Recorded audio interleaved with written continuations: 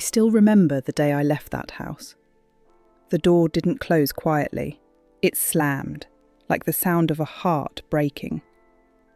Behind it were my children, the ones I raised, the ones I thought would never turn their backs on me. But they did.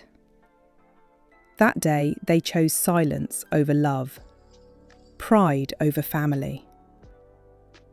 I walked away without a word, holding on to the last piece of dignity I had left.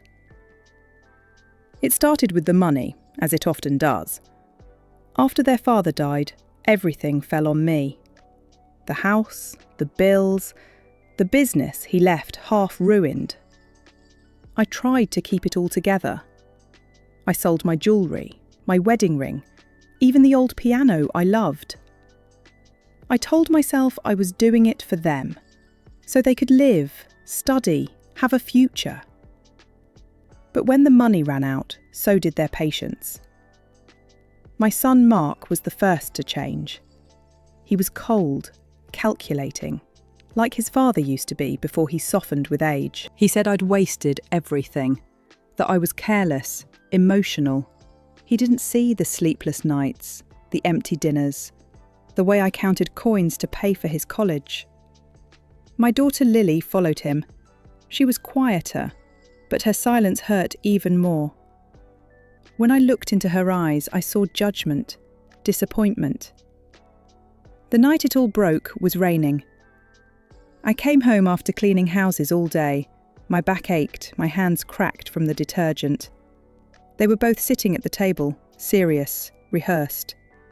Mark said they decided I should sell the house, move somewhere smaller, cheaper. "You can't manage this place anymore," he said, his tone like a stranger's. I told him this house was my life. His father built it with his own hands. He didn't listen. Then Lily said the words that finished me. "Mum, maybe it's time you stop depending on us." Depending.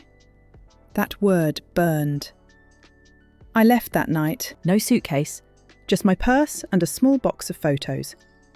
I thought maybe they'd call, maybe they'd stop me, but no one did. The next morning, I was gone. Just another memory they buried under the comfort of their pride. The years that followed were hard. I rented a single room in a small town 2 states away. I worked in a diner, washed dishes, mopped floors. The people there didn't know my past, and I liked it that way. I became invisible, quiet, polite, reliable. No one asked about my family, and I didn't offer stories. But every night, before I slept, I looked at the photos. My children, smiling, younger, innocent. I talked to them in whispers, like prayers they'd never hear. 9 years passed like a slow storm. I aged faster than I should have, but my heart never hardened. I still believe that maybe, one day, I'd see them again. Not as the broken woman they rejected, but as someone they'd finally understand. Then one morning, a customer at the diner was reading the local paper. I wasn't paying attention until I heard a familiar name. Mark Davis, listed under Community Honours. He'd built a real estate business, successful and respected. There was a photo too. His face, older but unmistakable. And beside him, Lily. My Lily. She was smiling, holding a baby girl. The caption read, "Mark and his sister Lily attend the opening of the new Davis Foundation for Women." That last word, women, almost made me laugh. The irony was too much. I kept that newspaper. I stared at it for hours. Something inside me shifted that day. It wasn't anger. It wasn't revenge. It was something quieter, deeper. A pull I couldn't ignore. Maybe it was foolish, but I knew I had to see them again. So I saved. Every dollar, every tip. For months I ate less, worked more.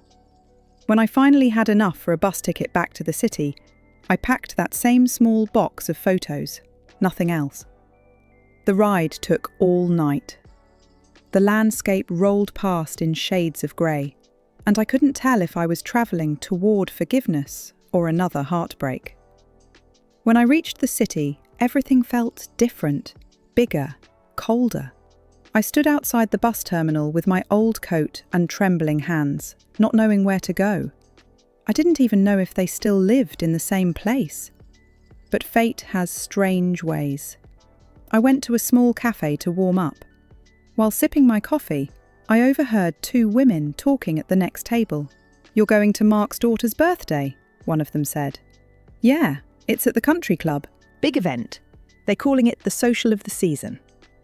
My heart stopped. Mark's daughter. My granddaughter. I didn't even know her name. That night, I walked the streets, my mind spinning. Should I go? Should I even dare to show my face after all these years? What if they hated me? What if they pretended not to know me at all? But something inside me whispered, "You have the right to see your blood." The morning of the party, I went to a thrift store and bought a simple dress, navy blue, worn but clean. I did my hair the best I could, tied it with a ribbon I'd kept since Lily's childhood. My shoes were old but polished. I looked in the mirror and barely recognised myself. The woman staring back was no longer the one who left in tears. She was older, quieter, stronger. When I reached the country club, the guards at the gate almost didn't let me in. "I'm family," I said softly, my voice trembling. They looked doubtful, but eventually waved me through. The place was filled with laughter, flowers and music, people in fine clothes, champagne glasses in hand. And there they were, my children. Mark looked every bit the successful man he'd dreamed of becoming. A tailored suit, confident smile, people surrounding him like a king. Lily stood beside him, graceful, elegant, holding that little girl, my granddaughter. I froze. For a moment the noise disappeared. All I could hear was my own heartbeat. Then someone noticed me. A few heads turned. I felt their eyes scanning my worn dress, my trembling hands. Lily's eyes met mine first. Her smile faded. Confusion. Then recognition. Her lips parted, but no sound came. Mark turned, followed her gaze, and froze too. For a long moment no one spoke. The world seemed to hold its breath. I took a step forward. "Hello, Mark. Hello, Lily." My voice was quiet but steady. The crowd looked between us, sensing something they didn't understand.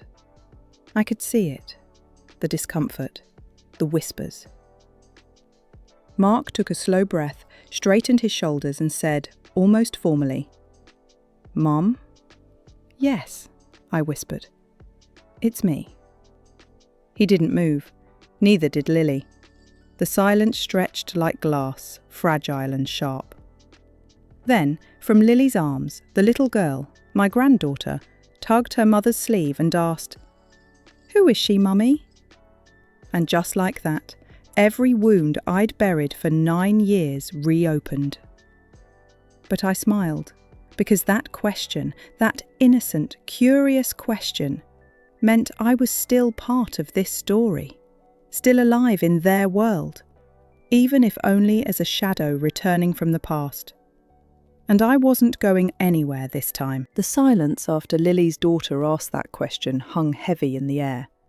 People around us had stopped talking, watching, sensing something raw and uncomfortable. I could see Mark's jaw tighten. He didn't like being exposed. Not here. Not in front of these people who saw him as a model of success. "Mum," he said again, slower this time, his voice careful, polished, public. I didn't know you were coming." I smiled faintly. I didn't know either, until this morning. Lily's eyes were wide, glassy. She looked from me to Mark, then down at her daughter. "Emma, sweetheart," she whispered, crouching slightly. "This is your grandmother." The little girl blinked, curious. "Grandma!" she repeated softly, like it was a foreign word she was trying to taste. Something inside me broke and healed all at once. Yes, I whispered. Grandma. The guests began to murmur, awkward laughter and clinking glasses filling the gap. Someone turned the music back on, but the atmosphere had shifted. It was tense, uneasy. I knew I shouldn't have come uninvited, but there was no turning back now. Lily motioned for a woman nearby to take the child. Then she and Mark led me toward a quieter corner of the garden, away from the curious eyes. The air smelled of roses and expensive perfume, but beneath it, I could still smell the distance, the kind that doesn't fade with time. Mark spoke first, his voice low but sharp. "What are you doing here, Mum? After all these years, you show up. Like this." "Like this?" I repeated, my tone calm, though my heart trembled. "You mean alive?" He looked away. "You could have called." "I did," I said. "Many times. You never answered. Numbers changed, addresses changed. It seems you made sure I couldn't find you." Lily's voice cracked slightly. "Mum, that's not fair. Things were complicated." I turned to her. "Complicated? You both left me with nothing. Not a call, not a letter. I didn't even know if you were alive."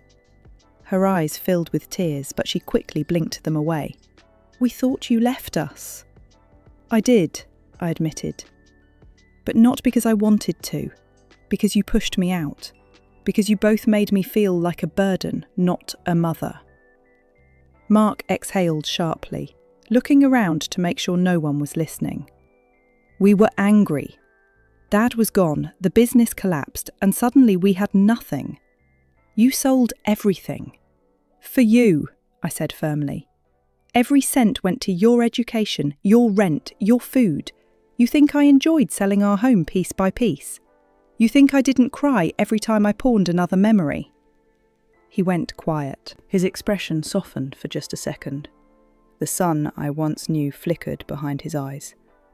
But then he looked away again, hiding it. Lily stepped closer. "Mum, we didn't know. You never told us." I let out a bitter laugh. "You didn't want to know." For a moment, no one spoke. The music from the party drifted faintly through the trees, cheerful, careless, like a world I no longer belonged to. Then, unexpectedly, Lily reached for my hand. Her fingers trembled. "You look different," she whispered. "Older, but strong." "I had to be," I said. "Life doesn't stop when you're forgotten. It just gets quieter." Mark crossed his arms. "Look, I'm not sure what you want from us. You can't just appear after 9 years and expect everything to be fine." "I don't expect that," I said softly. "I didn't come here to fix the past. I came to see you, to see her, my granddaughter, to see with my own eyes that the people I once loved more than my life are still breathing." He stared at me, his mouth tightening, as if unsure whether to be angry or moved. Lily's eyes glistened. "Why now?" she asked. "After all this time, why come back today?" "Because I didn't want to die wondering if you still hated me," I said. "Because I still love you both, even after everything." Lily looked away, a tear slipping down her cheek. Mark stayed silent. I could feel the wall between us, old, tall, but cracking. A voice interrupted us, a man's. "Everything all right here?" I turned to see a tall, well-dressed man approaching, holding 2 glasses of champagne. His arm brushed Lily's shoulder with familiar ease. "This is David," she said quickly. "My husband." He smiled politely. "And you are?" Before I could answer, Mark spoke. "Our mother." David blinked, his smile faltering for a moment. "Oh, I didn't realise. It's a pleasure to meet you." He offered his hand, and I shook it. His grip was firm but kind. "You've raised wonderful children," he said, trying to ease the tension. I smiled faintly. "I tried." He glanced at Lily, sensing the unspoken heaviness. "I'll give you some time," he said quietly, and walked away. When he was gone, Lily whispered, "He didn't even know much about you. I didn't talk about the past." "I understand," I said. "Sometimes forgetting is easier than explaining pain." Mark rubbed the back of his neck. "Mum, I have to be honest. This is a shock. I'm not sure how to process it." "Then don't," I said gently. "Not now. I just needed to see you. To know that somewhere under all the years, there's still a piece of love left." He opened his mouth to speak, but before he could, a small voice called out, "Grandma!" We all turned. Emma had wriggled free from the nanny and was running toward us, her little shoes clicking on the stone path. She stopped right in front of me, smiling shyly. "You didn't eat cake," she said. I felt tears sting my eyes. "Not yet," I whispered. "Is it good?" She nodded seriously. "Chocolate." "Then maybe I'll have some later." She tilted her head. "You can sit with me." I heard Lily gasp softly. Mark looked away. I crouched down to Emma's level, trying not to cry. "I'd love that." Emma took my hand, small, warm, trusting, and pulled me toward the tables. The guest watched curiously, whispering behind their glasses, but for the first time in years, I didn't care. That little hand in mine erased everything else. As I sat beside her, she talked endlessly about school, her friends, her favourite colour. Her innocence was like sunlight breaking through a storm. And when she looked up at me with those big brown eyes, I saw pieces of Lily, pieces of myself. Across the garden, Lily stood frozen, watching. Her expression was unreadable, a mix of shock, regret, maybe even longing. Mark said something to her, but she didn't respond. When the party ended, guests began to leave, and the air grew still again. Lily approached me slowly.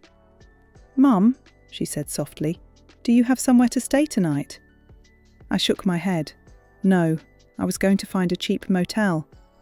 "Don't," she said quickly. "Come with us, just for tonight." Mark's head snapped up. "Lily?" She looked at him firmly. "She's our mother, Mark." He sighed, running a hand over his face. "Fine, just tonight." And just like that, after 9 years of silence, I followed them home.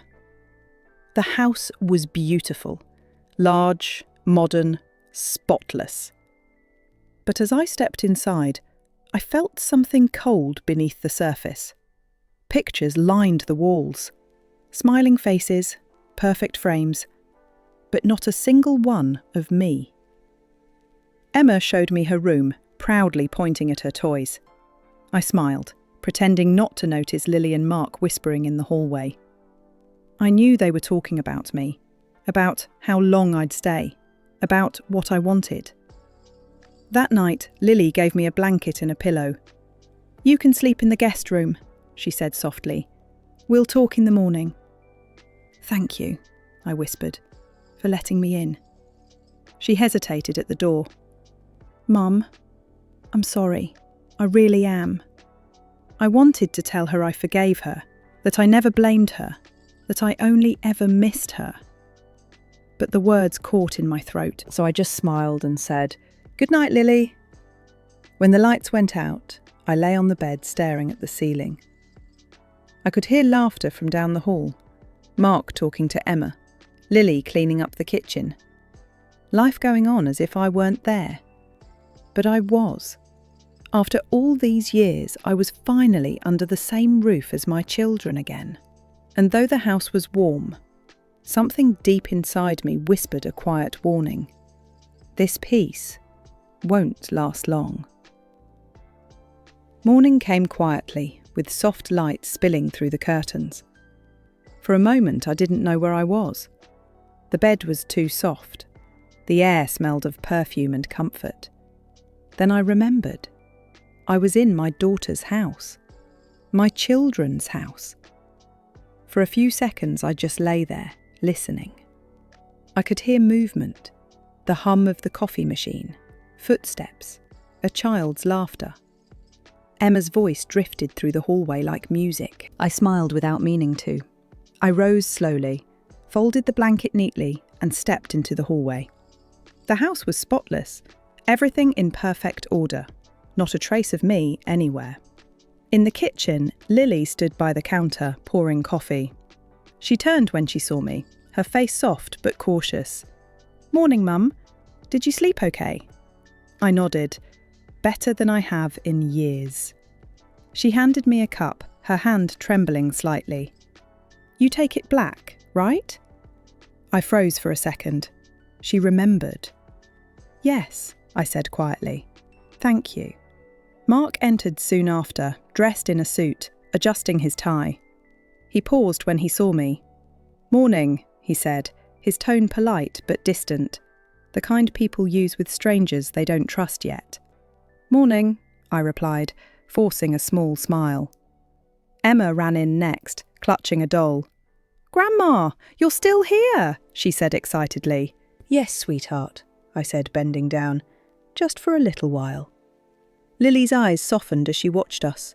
For a moment, there was warmth, something human. Then Mark's phone buzzed, breaking it. He muttered something about a meeting and hurried out. After he left, the silence between me and Lily felt heavy again. She sat down at the table, took a sip of coffee and sighed. "Mum, last night was unexpected. I didn't know how to react." "I didn't either," I admitted, "but I'm glad I came." She nodded slowly, her eyes darting towards the window. "Mark's been through a lot since Dad died. We both have. Sometimes we just didn't know how to deal with it." "I know," I said gently. "Grief makes people cruel. It makes them forget what they still have." Lily looked at me, guilt flickering across her face. "I was angry," she said. "Angry that you sold everything. Angry that our life changed overnight. I thought you didn't care." I smiled sadly. "I cared too much. That was my mistake." She reached out, touched my hand briefly, then pulled back. "Emma doesn't know much about family. Mark doesn't like talking about the past. He says we should move forward." "Moving forward doesn't mean burying the truth," I said softly. Her expression changed. "Mum, there are things you don't know. Things that happened after you left." I leaned forward slightly. "What things?" Before she could answer, the front door opened. Mark was back, too soon. His face was tense, eyes sharp. "Can I talk to you for a second, Lily?" She hesitated. "We're just—" "Now," he said firmly. She got up, glancing at me apologetically, and followed him into the hallway. I couldn't hear every word, but their voices carried. "Why is she still here?" Mark's voice was low but angry. "She has nowhere to go, Mark. She had 9 years to figure that out. You don't know what this will do to our reputation if people find out she just showed up here. She's our mother. She was. We made peace with that a long time ago." My chest tightened. Every word felt like a knife. Then I heard Lily's voice break. "You made peace. I didn't." There was silence. Then Mark stormed out the front door again. Lily returned, her face pale. "I'm sorry," she said quietly. "He's just protective." "Protective of what?" I asked softly. "His image, his comfort." She looked down. "Maybe both." I didn't push further. I knew anger would only widen the gap. Instead, I asked gently, "Can I help you with breakfast?" She nodded, grateful for the change of subject. "Sure." Emma likes pancakes. As we cooked, she started to relax. We laughed a little. About small things, silly things, like we used to when she was young. For a moment, it almost felt normal. Then, while washing dishes, I noticed a photograph pinned on the fridge. It was old. Emma as a baby, Mark holding her, Lily smiling. And behind them, the house I once owned. My house. My heart twisted. "That's the old place," I whispered. Lily froze. "Yes, Mark bought it back a few years ago." "What?" I turned to her confused. "He bought it back?" She nodded slowly. "He renovated it. It's one of his biggest properties now. He calls it the Davis Estate." The words hit me like a slap. The home I'd lost, the one I sacrificed everything for, was now a trophy in my son's business empire. "Does he ever go there?" I asked quietly. "Sometimes, for events." I stared at the picture. He took what I built and turned it into profit. Lily didn't answer. Her silence said enough. The rest of the day passed in fragments.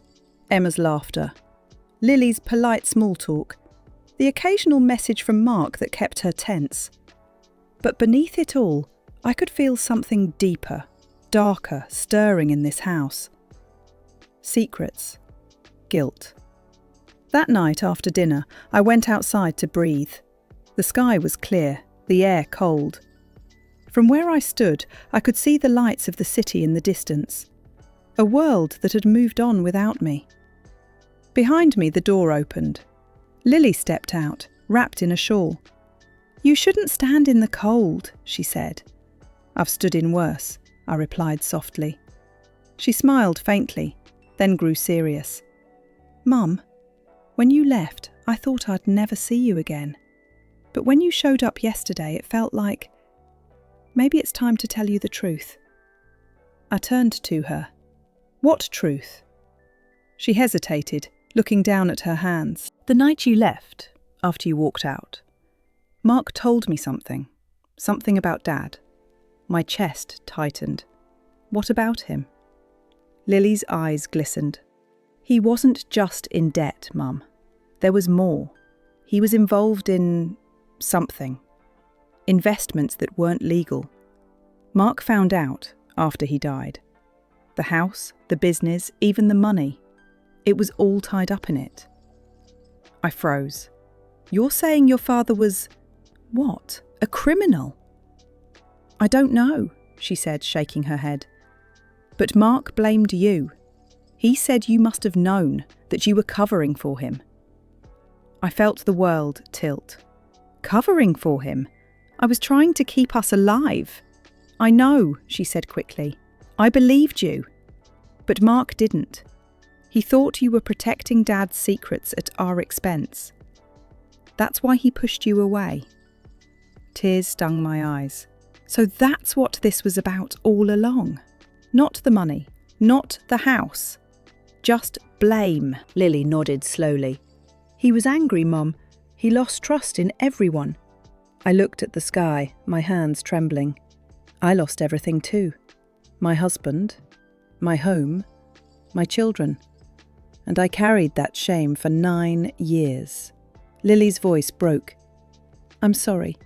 I should have stood up for you." I looked at her, tears finally spilling. "You were just a girl. You did what you were told." She stepped closer, hesitating, then hugged me. Her arms were warm, shaking. "I don't want to lose you again," she whispered. For the first time in years, I let myself cry. Really cry. Not quietly, not in secret. The tears came like rain breaking a drought. When we pulled apart, I saw something shift in her eyes. Relief, but also fear. "You can't tell Mark I told you," she said softly. "He still thinks you're hiding something. He wouldn't understand." "I won't," I promised, "but I will find a way to make him see the truth." She nodded, wiping her eyes. "Good night, Mum." After she went inside, I stayed outside a little longer, staring at the stars. The truth was out, or at least part of it. But I knew deep down this was just the beginning. Mark's anger wasn't only about betrayal, it was about something else. Something he was still hiding. And I was going to find out what it was, no matter how much it hurt. That night, I barely slept. Lily's words echoed in my mind. The secret about their father, the accusations, the lies that tore everything apart. The moonlight spilled across the guest room floor, cold and unforgiving, like truth waiting to be faced. When dawn came, I sat by the window staring at the city skyline. So much had changed, and yet the pain felt the same. 9 years hadn't healed anything. It had just buried the wounds deeper. Around 7, I heard voices down the hall. Mark and Lily were arguing again. I couldn't make out the words, but I knew it was about me. It always was. When I entered the kitchen, Mark was standing there with his phone pressed to his ear, his tone sharp. "Just handle it, Tom. I don't care what it costs. That property needs to be secured today." His eyes flicked toward me when he noticed I was listening. He ended the call quickly. "Good morning," I said softly. He nodded stiffly. "Morning." Lily came in behind me, her face pale. "Mark," he cut her off. "We need to talk, Mum." I set my cup down carefully. "About what?" He folded his arms. "About why you're really here." I met his eyes. "I told you, I came to see you, to see my family." "Family," he repeated, his voice dripping with bitterness. "You walked out. You left us when things got hard." "You pushed me out," I said firmly, "and you know it." He leaned closer, his voice low. "You think showing up now changes anything? You think you can just walk back into our lives and pretend the past didn't happen?" I held his gaze. "No, but maybe it's time we finally talk about what did happen." He flinched slightly, and for a brief moment I saw fear in his eyes. Not anger, fear. "What do you mean?" he asked. I took a breath. "I know about your father's business, the illegal investments, the debts. Lily told me."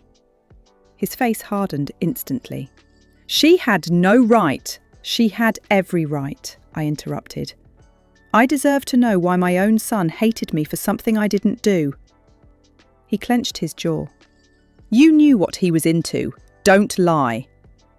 "I didn't," I said quietly. "He hid it from me, just like he hid it from you. When he died, I was left with nothing but bills and shame. I sold everything to keep your lives from falling apart." Mark looked away, breathing hard. "That's not how I remember it." "No," I said. "That's how you chose to remember it, because blaming me was easier than forgiving him." He didn't answer. The silence was deafening. Lily stood frozen, her hands shaking. "Mark, please, she's telling the truth." He turned on her sharply. "You think I don't know what the truth is? I've spent years cleaning up Dad's mess. The business, the name, everything. I rebuilt our life from the ashes she left." "She didn't leave ashes," Lily said, her voice trembling. "She left love." Mark's laugh was hollow. "Love doesn't pay bills, Lily." I stepped forward. "Money didn't raise you, Mark. I did. The woman standing in front of you worked her hands raw so you could have a future. And you erased her." His face twisted. "You don't know what I've had to do to survive." "Then tell me," I said. "Tell me what you've done." He froze. His eyes darted away. A flash of something. Guilt, maybe, crossing his face. "You wouldn't understand." "Try me." But he didn't. Instead, he grabbed his coat and stormed out. The door slammed so hard, the windows rattled. Lily let out a shaky breath. "He's been hiding something," she whispered. "Something about Dad's company. After the debts were cleared, Mark kept the business running. But not everything he did was legal. I turned to her slowly. "What are you saying?" She lowered her voice. "He's been using fake investments. Money that technically still belongs to Dad's old clients. He promised he'd pay it back once the company stabilised, but he didn't," I finished. She nodded. "If anyone finds out, everything he built will collapse." I sank into a chair, my pulse pounding. So that's what all this is about. Reputation. Fear. He's terrified I'll expose him. Lily bit her lip. "He thinks you came back for revenge."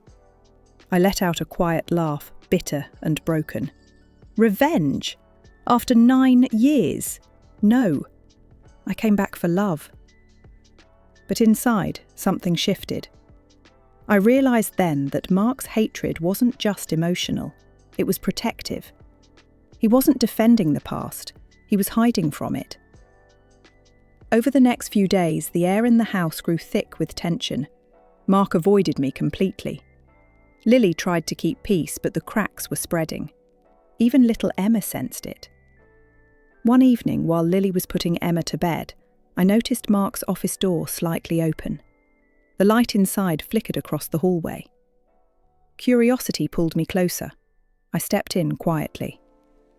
The room smelled of leather and paper, polished wood and secrets. On his desk lay a stack of documents, contracts, bank slips, and one folder labelled Davis Holdings, Confidential. I hesitated, then opened it. Inside were property deeds, one of them bearing a name I recognised instantly. The old house, my house. But the owner's name wasn't Mark's. It was listed under a shell company, registered to Davis and Company Trust Holdings, and beneath that, a signature that wasn't his. My heart stopped when I read it. L. Davis. Lily. I froze. No, it couldn't be. I heard footsteps approaching and barely had time to put the papers back before Mark appeared in the doorway. "What are you doing in here?" His voice was calm, too calm. "I was looking for you," I lied.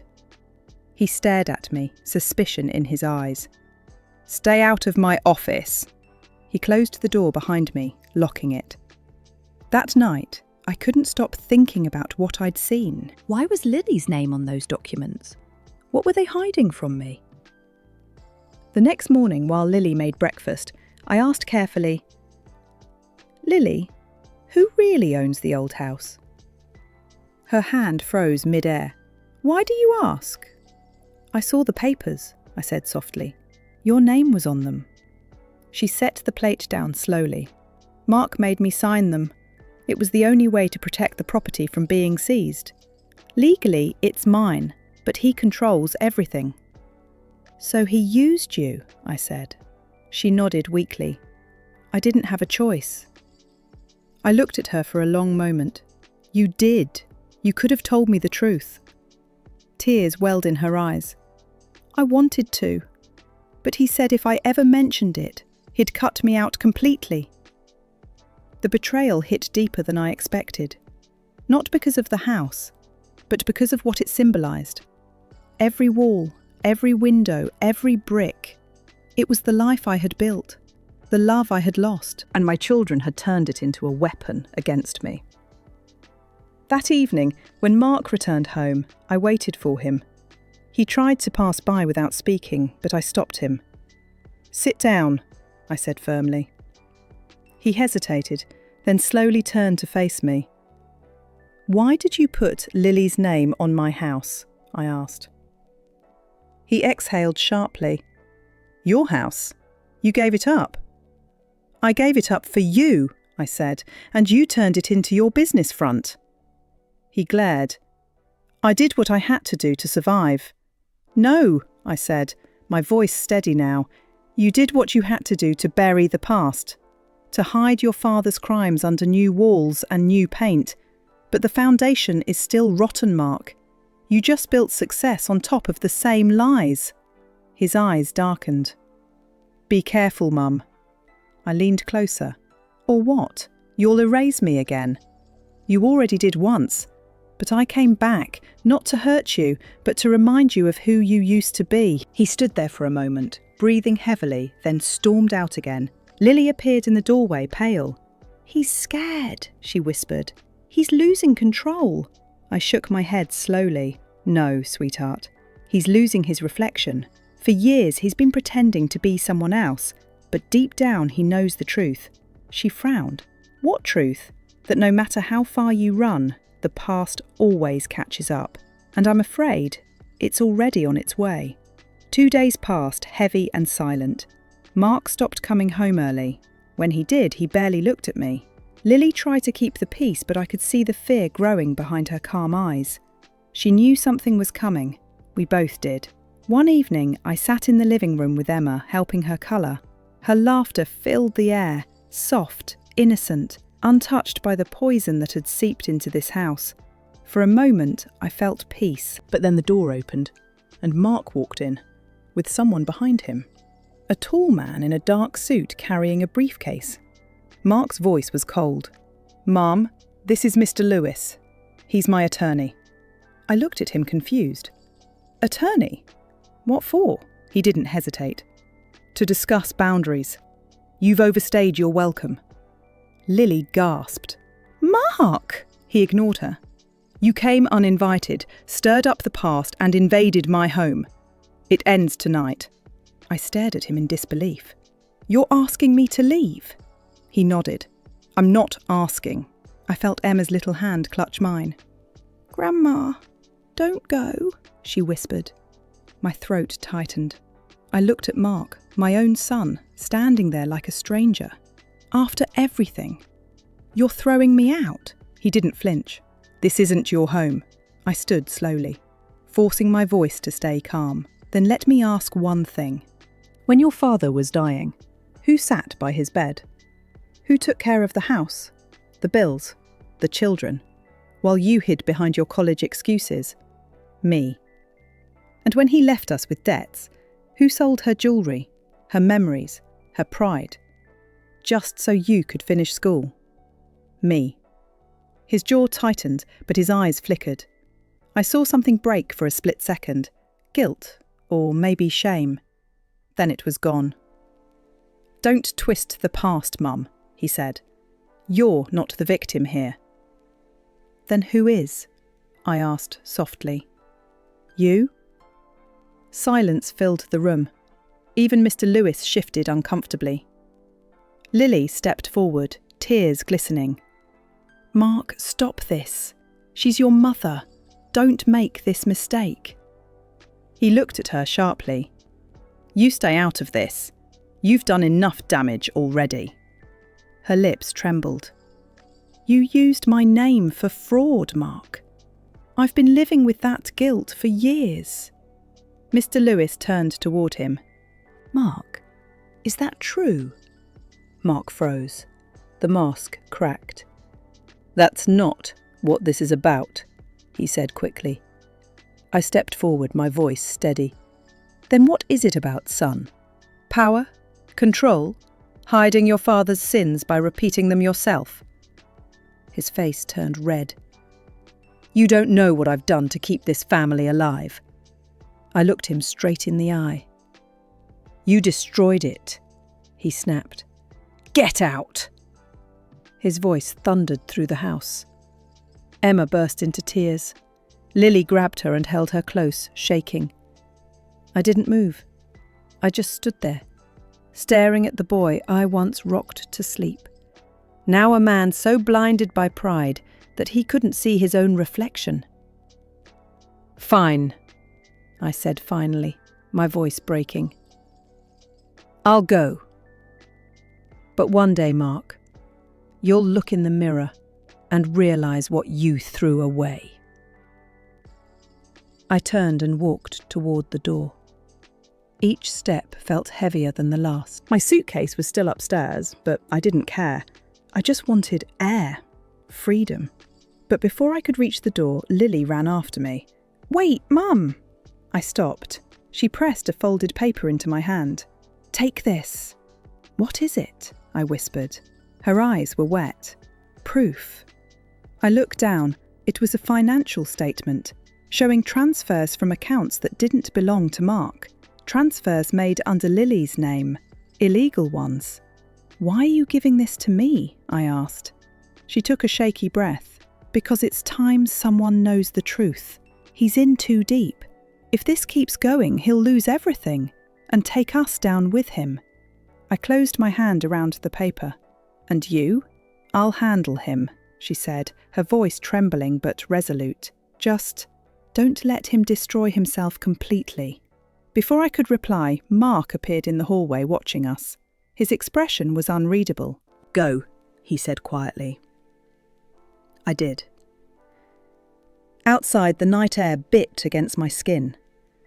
I stood under the porch light, shaking, clutching the paper like it was a lifeline. Behind me, the door closed with a soft click. A final sound that felt like the end of a chapter I'd never wanted to write. I walked down the quiet street, the city lights blurring through my tears. I didn't know where I was going. Maybe to a motel. Maybe just anywhere but there. But somewhere deep inside, a voice whispered, "This isn't over." That night, I opened the papers under the dim light of a roadside diner. Line after line, account after account, each one showing how Mark had siphoned money through fake companies tied to my old properties. He wasn't saving the family name, he was using it. And worse, the old house, my house, had been mortgaged under falsified documents. The property I once called home was being used as collateral in a deal that could ruin everything. I felt anger rise. Not fiery, but cold and sharp. The kind that comes after years of silence. The kind that doesn't burn. It freezes. I folded the papers and stared out the window. The neon sign outside flickered, bathing everything in a pale, ghostly glow. And in that reflection, I didn't see a broken woman anymore. I saw someone who'd been reborn from the ashes of betrayal. Tomorrow, I would go back, not as a mother begging for love, but as a woman reclaiming her name. Because sometimes to heal a family, you have to tear down the walls that hide the truth, even if those walls are made of blood. The next morning, I returned to the house, the papers clutched tightly in my hands. My heart thudded in my chest. A mix of fear and determination. I wasn't coming to beg or to cry. I was coming to face the truth, and force my children to face it too. I entered quietly. Lily was waiting, pale but steady. "Are you sure?" she asked. "I am," I said firmly. "It's time Mark knows the cost of hiding behind lies." When Mark appeared in the living room, I didn't flinch.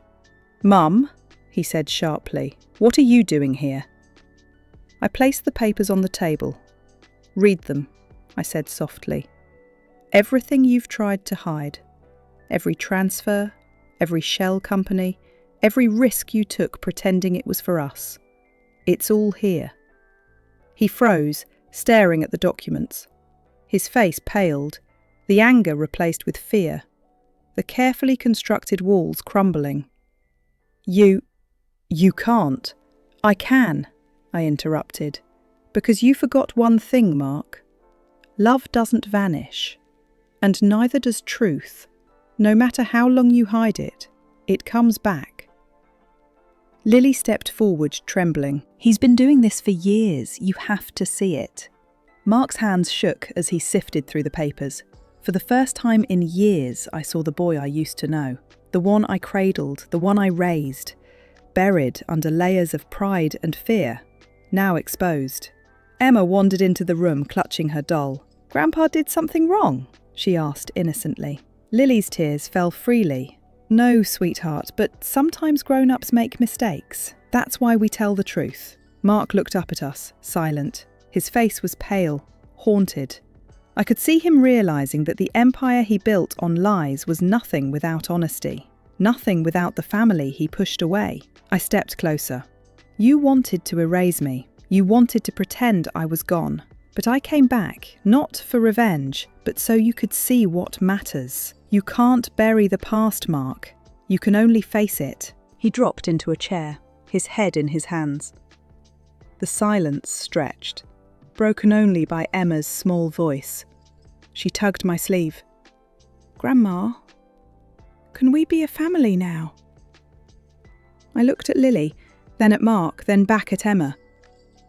Something shifted. The walls of anger and pride had cracked, and though it would take time to rebuild, there was hope. I smiled at my granddaughter, lifting her into my arms. Yes, sweetheart, I whispered. We can start over. Together. Mark lifted his head, eyes wet.